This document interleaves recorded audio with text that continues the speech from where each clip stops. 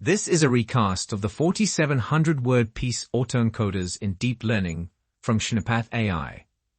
This article discusses the uses and advantages of autoencoders in deep learning applications. Let's listen in. So the article we read was about deep learning and autoencoders, which are unsupervised neural networks. Autoencoders are used to compress input data into a lower dimensional space and then reconstruct it as accurately as possible. Right, and they are particularly useful for image and audio denoising, data compression, and anomaly detection.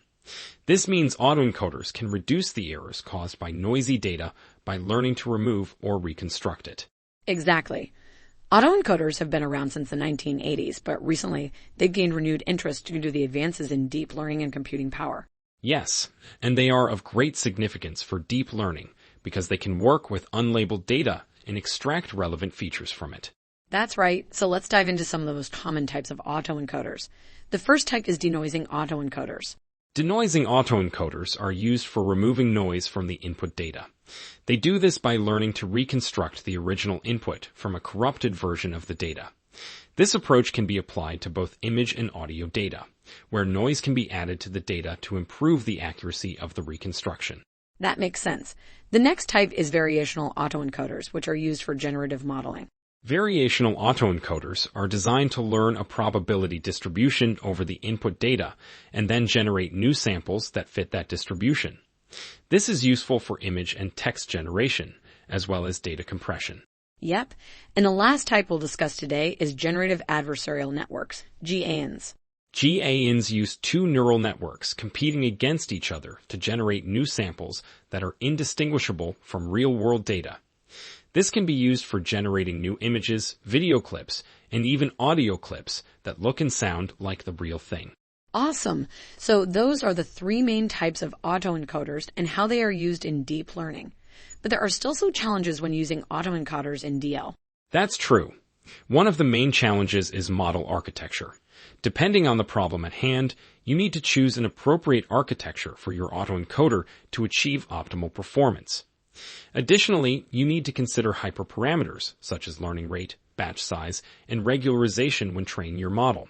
And finally, you need to choose an appropriate loss function to optimize your model performance. Absolutely. So there's a lot to consider when using autoencoders in deep learning. But if done right, they can be incredibly powerful tools with vast potential in many applications. Yeah, it's really exciting. Sure. Autoencoders are a type of artificial neural network architecture that learn to compress high-dimensional data into a much lower dimensional representation. To put it simply, autoencoders can be used to compress data by learning the underlying structure without any prior knowledge. Interesting. Could you provide an example of how this works? Sure.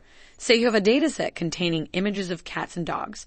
An autoencoder could learn to encode the images in a compressed manner so that only the important features are retained while reducing the dimensionality of the dataset. This compressed representation, or latent variable, could then be used to reconstruct the original images. Got it. So what are some of the different types of autoencoders? Well, there are three main types: traditional autoencoders, variational autoencoders, VIEs, and denoising autoencoders, DAEs. Traditional autoencoders have a single hidden layer and are trained using a backpropagation algorithm. VAEs are probabilistic and can generate a distribution in the latent space and are trained using maximum likelihood estimation, MLE. Lastly, DAEs are trained to recover a clean version of the input data from a noisy one. Ah, so that's why they can be used for image generation and data compression tasks. Exactly. Autoencoders can also be used for tasks such as image recognition, speech recognition, natural language processing, and anomaly detection. Wow, that's really impressive. And what about their advantages? Autoencoders have several advantages in unsupervised learning. As I mentioned earlier, they can reduce dimensionality, which is essential for large and complex data sets.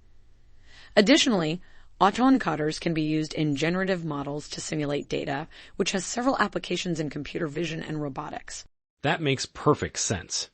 Well, thanks for explaining the article to us today. No problem. The encoder takes the input data and compresses it into a latent representation, which captures only its important features while discarding the rest. The decoder takes the compressed representation from the encoder and reconstructs the original input data. Right? This process helps reduce the dimensionality of the input and can help capture the essence of the data.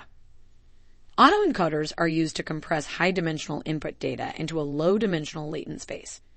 To do this, it has an encoding function, usually realized as a deep neural network, and a decoding function. The autoencoder is trained on minimizing a loss function that measures the difference between the original input and its reconstruction in the latent space. Autoencoders can be used in a variety of tasks, including data compression, denoising, and feature learning in unsupervised and semi-supervised learning scenarios. It can also be used for image processing, such as reducing the amount of data needed to store or transmit an image, image denoising, or image generation. That's right. Autoencoders have proven to be a versatile tool in deep learning with applications in diverse fields such as computer vision, natural language processing, and finance. They can be used for data compression, image reconstruction, and anomaly detection. They can also be used for image recognition, where they reduce high-dimensional image data into a low-dimensional encoding that captures its most important features. That's incredible. So why are autoencoders so useful? Autoencoders can help us store data more efficiently, identify anomalies in data, and better understand how our models are representing complex inputs. They can also be used to generate images by sampling latent vectors from the compressed space and decoding them back into images. This makes them a powerful tool in deep learning applications, as well as in more traditional machine learning applications such as image classification and object recognition. Amazing. Data compression is the process of mapping large, high-dimensional datasets to lower-dimensional representations that preserve the essential characteristics of the original data. Autoencoders can be trained to do this by encoding the input data into a lower-dimensional space and then decoding the compressed representation back into the original space with minimal loss of information. This process is referred to as lossy compression, as it involves some loss of information in the compression process. What about anomaly detection? Anomaly detection is another application of autoencoders in deep learning. This approach involves training an autoencoder on normal samples of data and then using it to recognize deviations from that normal pattern. Anomaly detection can be useful in applications such as fraud detection, where unusual transactions may indicate fraudulent activity, or in medical diagnosis to identify anomalous patterns in medical scans. By leveraging the nonlinear mapping capabilities of deep neural networks, autoencoders can be used for anomaly detection purposes. What about unsupervised learning? Autoencoders can also be used for unsupervised learning, which is particularly useful in situations where large datasets are available but labeled data is scarce or non-existent.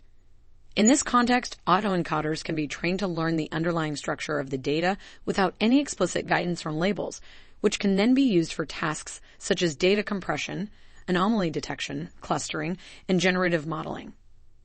Autoencoders are also capable of handling heterogeneous data inputs, such as images, text, and audio, which can be represented as high-dimensional vectors in different domains. What are the advantages and disadvantages of autoencoder? The advantage of autoencoder is that they can reduce complex data into a simpler form for analysis and extract relevant features from the data. Additionally, autoencoders can be used for data reconstruction, where they can reconstruct missing or corrupted data by using the learned features. However, autoencoders may suffer from overfitting, where they learn the training data too well and fail to generalize to new data. They can also be computationally expensive to train. So it's important to consider these advantages and disadvantages when deciding whether to use autoencoder for deep learning tasks. Autoencoders have succeeded in various applications, including image and speech recognition, recommendation systems, and fraud detection.